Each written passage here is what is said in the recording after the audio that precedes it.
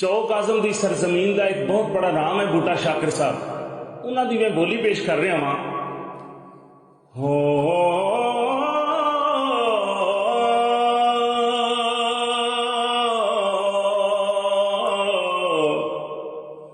लोकी काबे बिचों रब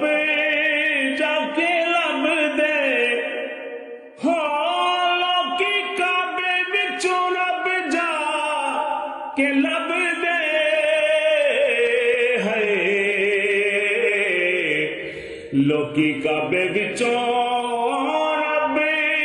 जाके लब दे ते मापियां नूं घरों कढ के ते मापियां नूं घरों कढ के